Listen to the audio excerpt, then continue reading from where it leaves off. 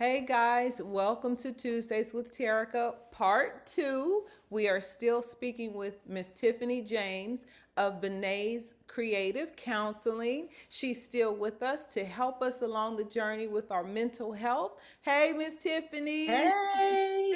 Glad you are still here with us. I didn't want to allow our segment to end because I still feel like there's some things that I really want to stress to our viewers.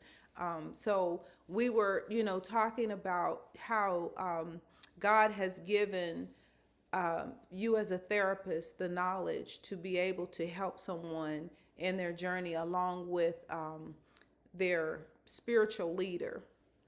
And I really want to piggyback on that because a lot of Christians feel a certain kind of way.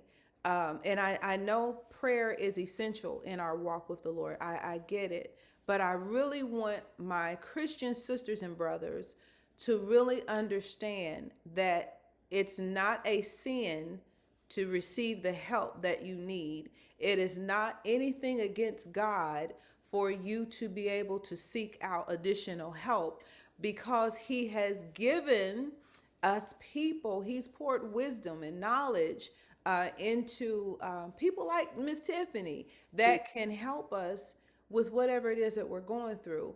And it's been a thing, with the church, and I'm just gonna kind of throw it out here, a little bit, not talking against the church, but just to say, it has been a thing for young people to have gotten pregnant out of wedlock. That's been a issue for the church, and people's children going to jail, selling drugs. That's been an issue with the church.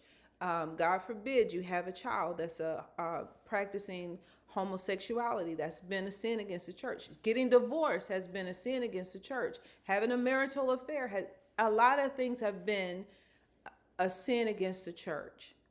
No one can judge your walk with the Lord. No one can say how God is going to deal with you regarding your sin or your situation in your relationship with Him.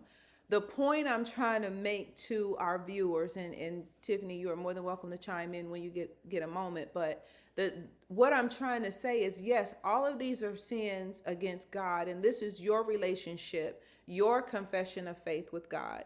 But whether you are going through anything, whatever the situation is, do not stay stuck in a place and not get the help that you need, because then now you're really sinning, because it can lead to suicide. Correct or no? Yes, absolutely. And I would say from my experience, those who um, want to commit suicide and those who have and maybe have sought some type of help prior to actually committing suicide, it's all because they have no one to talk to. They Mm. don't have anybody who is non-judging. Even if they're in therapy, they go back home and then they're being judged, they're being mistreated, they're not being understood. And so you can take but so much abuse. And unfortunately, the church, again, love is my biggest thing with God and the church. When we don't love past all of that, we hurt one another. So when Scripture we says love convict covers a openly multitude and of shame sins. people, yes, yes. And even in biblical times, you had the wise men. So you had people go to them for counsel. So why can't the people of the church go to a therapist or a psychiatrist to get help? That's what we are supposed to be doing. If you have cancer, you go to the hospital and you get cancer treatment. If you have a headache, you go get some Motrin or Tylenol. We have been so conditioned in the church to believe that if you're hurt, if you have a mental illness, then you're a sinner. You're not doing what God said. Oh, this is why this is happening to you, because you're not following God's way, or whatever the case may be. We cannot shame people to God. We have to love people to God. We have to be a willing vessel to have an ear and a heart to hear and listen to people. So, yes, when people are feeling like suicidal and things like that, it's important for them to connect with someone that they feel like they can trust. And if you've been raised in the church and you don't have a lot of outside people, it can be really lonely. Mm. You know, I want you guys to know, given my disclaimer, I am not promoting sin by no means. I'm just saying that if you are found in a place of anything that I called or anything that I may not even be aware of, if you need help, find the help you need. That's where I am on that. Find the help you need because it is needed and it's necessary. I used to years ago. I used to work at the hospital, and it was called a sitter. I was a sitter, and I was actually a sitter for um, people who were on suicide watch, who had tried to commit suicide and it didn't work. And so, or they expressed it in some form or fashion. So while they're doing the psychologists or counselors are doing the evaluation, they don't allow the patient to be left alone. But I really did not realize until that experience. I didn't even know why the Lord had me doing that. I didn't even know. I thought it was for one thing, but it was completely for something else, probably so I could have something to say in our conversation today. But I really didn't know how many adolescent children try or say or even succeed in trying to do themselves harm because of something that bullying. Um, I had a couple of patients, the boy didn't like them anymore. Whatever the situation was, they tried, it didn't work. Their parents, fortunately enough, was able to bring them to the hospital, get their little baby stomachs pumped. Because, I think the oldest one that I probably sat with was probably 13. I can't even imagine a mother going in and see their child in some kind of way because of a boy. What would you share with that family? Because then now you're having to deal with not just the child, but you're also having to deal with the parent or the parents. Thank you for stepping on toes. I will be very transparent because that's what I'm led to do today. Um, I am in this field because I am one of those children. I was an abused child, a daughter of alcohol and drug addict mother, um, and went through a lot. So I remember as a child not liking God and feeling like, why would you allow me to be born into a life like this? I'm a child. Like, why do I have to go through this hurt and pain all the time? I just couldn't understand. And when I was 15, I did try to take my life as well. And it didn't work. And I was there. um, they when I got to the hospital, they couldn't even pump my stomach because it was too far gone. So it was a IV type of thing. But nevertheless, God saw fit that I'm here and saw fit the same way when you were working in that unit for us to be able to share these things with people that may be hurting, adolescents and children, parents who have children, to listen and be present. So during that journey, it was when I found Christ. My grandmother used to take me to a Presbyterian church, but while I was in the hospital, my mom did have a friend whose mother was an evangelist, and she came to the hospital and she prayed over me while I was in the hospital. And I remember one night, because I was chained to the bed because I was taking an IV. I did not want to be here anymore. And I remember hearing for the very first time, not yet. And I'm like, I'm in a room, what is going on? And God was telling the devil, not yet. It's not time. And here I sit today, through a lot of pain, a lot of hurt, but I was able to have one or two people in my life that saw fit, whether it was a friend, whether it was the church at that time, to teach me and guide me to what my worth was. And for a parent, and I worked with a parent, really a friend from college whose son took his life 2 years ago. And it was hard, and his brother found him. So you have that guilt when you try to be a good parent and you are there for your child, but you have to be present.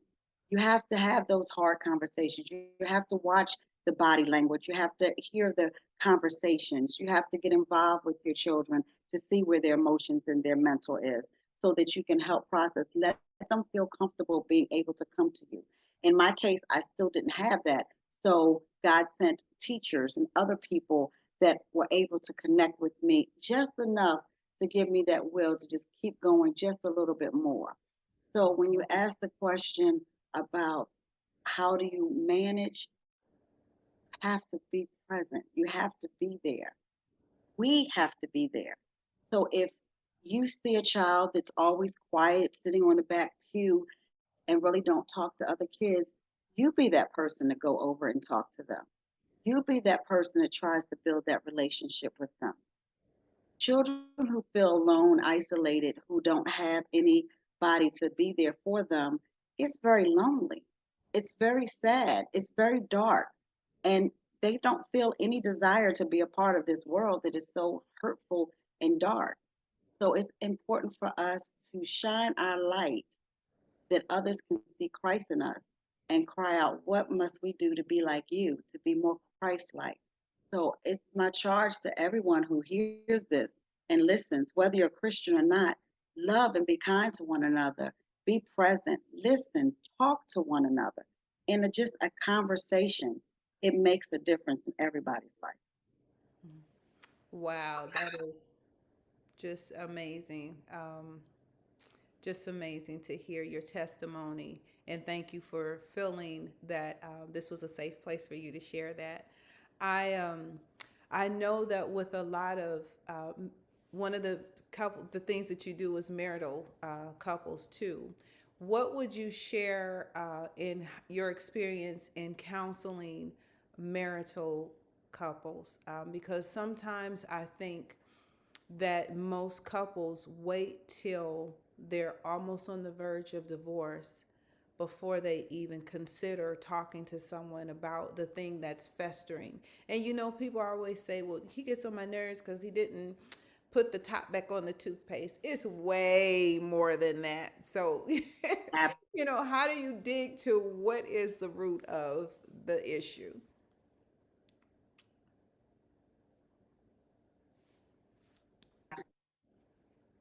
I'm sorry.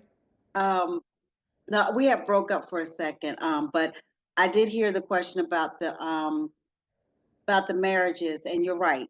Once you start having those little arguments about why didn't you put the glasses away, why didn't you put the top on the toothpaste, it's bigger than that. It's you have allowed things to go on that have gotten on your nerves, and you haven't communicated that for some time, and now you're mushing, squishing all of those negative emotions down. And when that one little thing comes up, you're exploding. I recommend everybody to go to counseling before they get married, and every now and then, even if there's nothing wrong, check in, do a couples group or something like that, just to keep it alive. But the answer, you communication is the key. Communication. We all change. I was married 22 years. We were not the same people that we were then. Yes. So people change. Mm-hmm. And it's okay that you grow apart. It's okay that we don't look at the things the same. So instead of looking at it as a angry point or a point where there's so much division and anger and frustration and it affects the family, have those mature conversations. Mm-hmm. Talk about what do you want to do? You might have wanted to do this one time. Now you don't want to do that anymore, but I still want to do that. Mm-hmm. So you don't want to retire. You don't want to travel. Well, this is what I was. So things change and it's okay. Again, we are the most important person, not our spouses, but we are. So it's important to be true to ourselves and the things that we like and we want. Having those conversations and those dialogues. Sometimes people can work together. Sometimes people don't want to work together. You don't have to change. It's totally up to you. So just knowing you and who you are, what you want, and what you're going to deal with is important in a marriage. Communication. And another thing is stop reading your partner's mind. They always say to me, wow, I knew he was thinking. Well, how do you know that's what he was thinking? Because he always thinks that way. So the last time you was in his head, he And and I'm like, no, where's your crystal ball that tells you what he's thinking? Well, he's my husband. I know. So you're saying now that you know you are part of who your husband is, his being and everything, and you know his every move. So even though we may know patterns and behaviors, you cannot assume that you know. Well, he should have known that I wanted him to take me to the grocery store. Why? Did you ask him to take? He should have known to buy orange juice because it wasn't any more left. You're arguing about something that was so easy to say, hey, hon, can you pick up some orange juice on the way home? Mhm. Just communicating your wants and needs and your emotions and feelings. My biggest I won't say fear, but just for humor, my biggest fear is when the Lord does send my Boaz, he's gonna be like, oh my gosh, does she ever stop talking? Because I really want to. I will never be who I was in not addressing things or even sharing um, who I am. And but you know what I realized, I'm not the same person every day. I like to be different. Some days I want to be still and I want to be quiet. Some days I want to be spontaneous. And I want my partner to be that. But I know I can't throw it all on him at one time. So we're going to have to talk about all that before. Yes.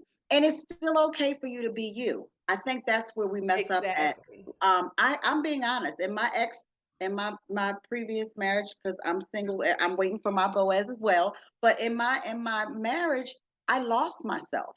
Mm. I did. I became wife and mother, and it wasn't until later that I realized I wasn't happy.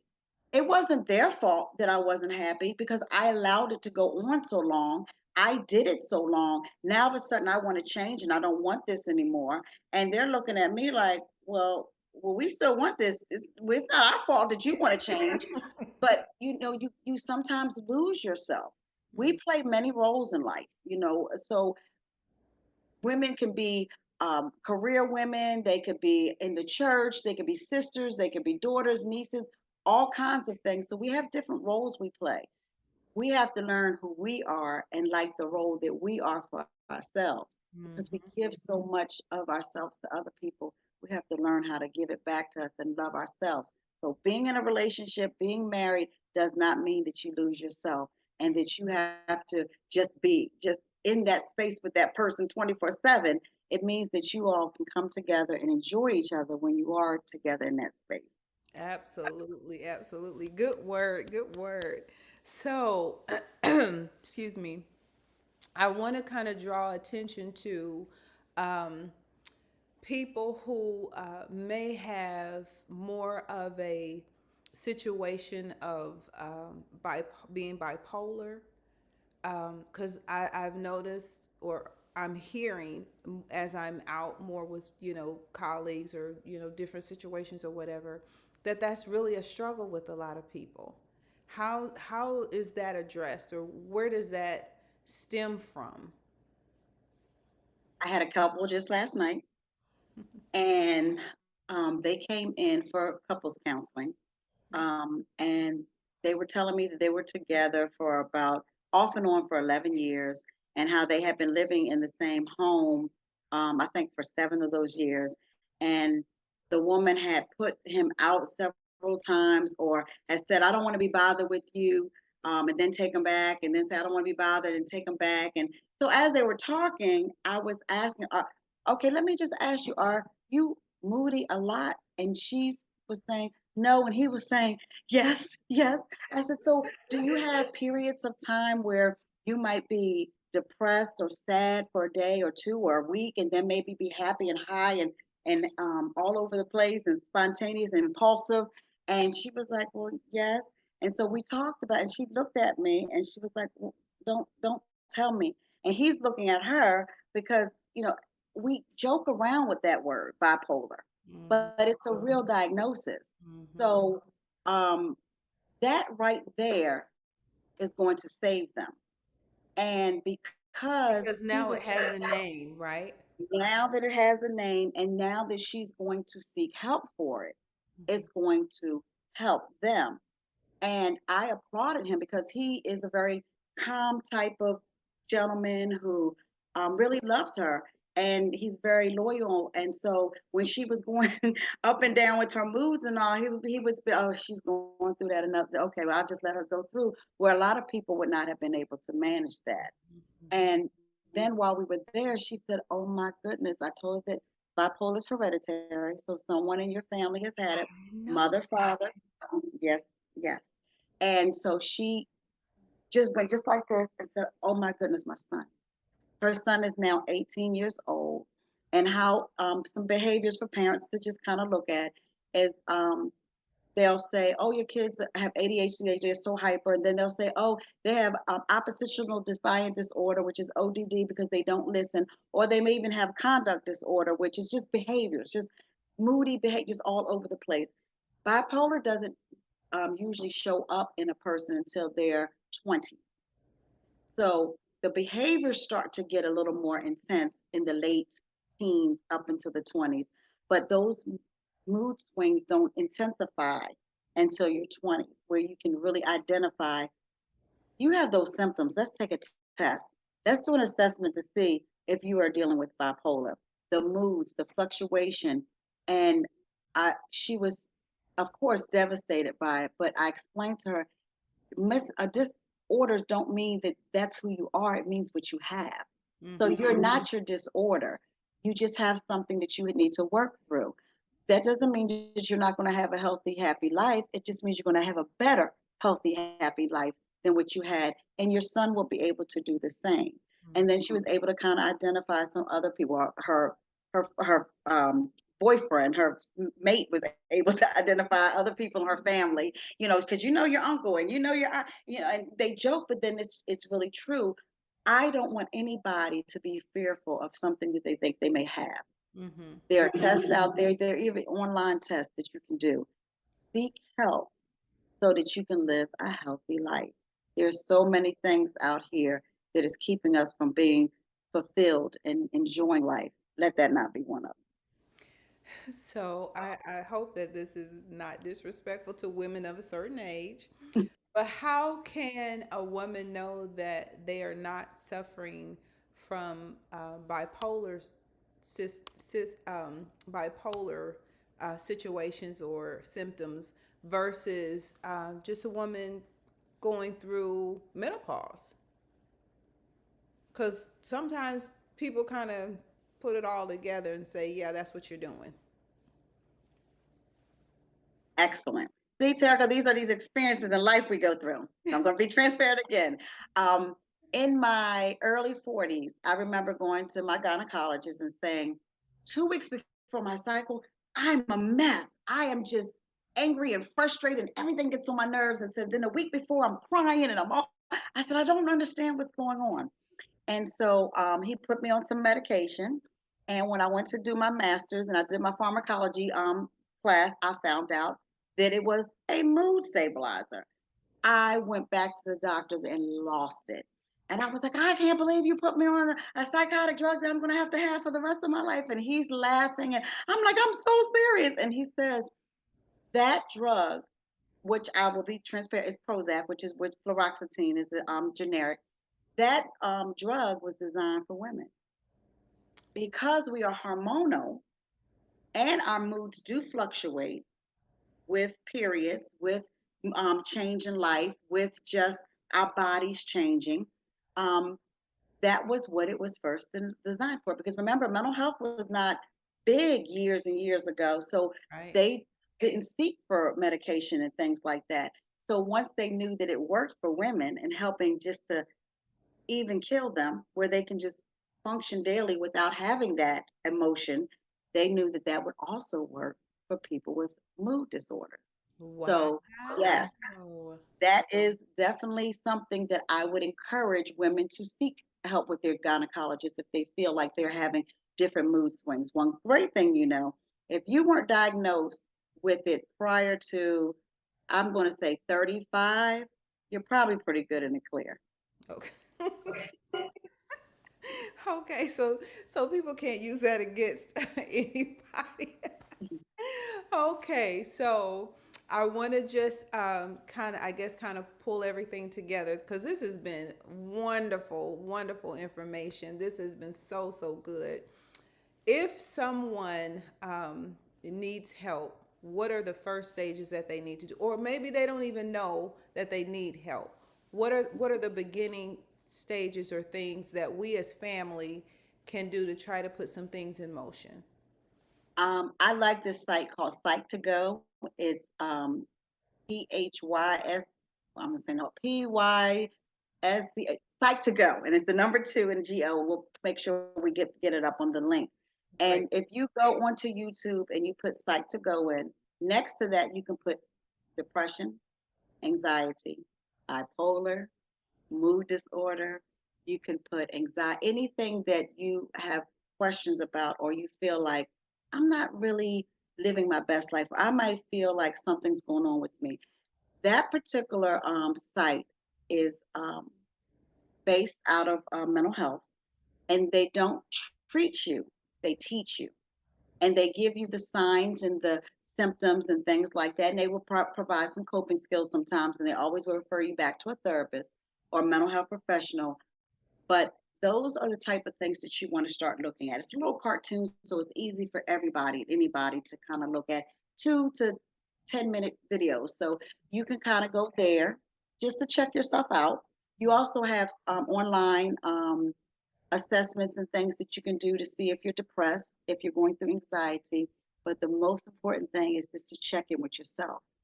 How Mm, are you feeling? How are you feel? Ask yourself, how are you feeling? What feelings are you experiencing? Do you find that you're sad more than you're happy? Do you find that you're angry more than you're joyful? Whatever that case may be, start checking in with yourself and then look for some resources to see what might identify with what you have. Then, if you know that you have a problem, or you know that you want to seek somebody, or if you know you just want to talk to somebody, if you have insurance, you go right on the back of your insurance card, and there's a number right there for mental health. And you call that number, and if you're working, you can do it through an EAP, and it doesn't cost you a thing for a certain amount of sessions. Or you can just go find a therapist, and you can go and with your insurance and do a copay. It is very important that you look out for your mental health and seek help in that way. If you don't have insurance, then there are hospitals out there that you can still call that will provide insurance type programs for you. And they also have psychologists and psychological, I'm sorry, mental health people there that can help you as well. mhm. So, excuse me. So, what we are trying to project today, you have no excuse. If you need help, you have a way of being able to evaluate yourself in the privacy of your own home. You can do your own self evaluation. If you have a family member, friend, coworker, someone that you think or feel may need some type of help, do not allow them to sit in that place alone. Allow your voice to be heard so that they will know that you are the comfort and the support that they need as they navigate through this process. Food for thought. Okay, Miss Tiffany, is there any other highlights or anything that you would like to share before we wrap up for today? I want everyone to continue to watch Terica, Tuesdays with Terica. She is an amazing woman. As she's on her journey to helping others, we help ourselves when we help others. So I still say talk to someone, love someone, and make sure the most important person is yourself. Thank you so much. You know, I love you. I Love appreciate the you. time. We bid you Godspeed in all that you do. We know you're going to have more and more great success this coming year. So, hey guys, thank you so much for tuning in. This was supposed to be food for thought. This was supposed to be encouraging. This is supposed to help each of you not stay in a dark place or even get to the dark place, because there is light at the end of the tunnel, but you do have to take the first step. We are here to help and support in whatever way we can. You're always able to reach out 864-270-8111. Share, like, and subscribe. We need you. Follow me. Follow me. Give me some pointers. Give me some help, some feedback. As always, thank you so much again for tuning in. Enjoy your week.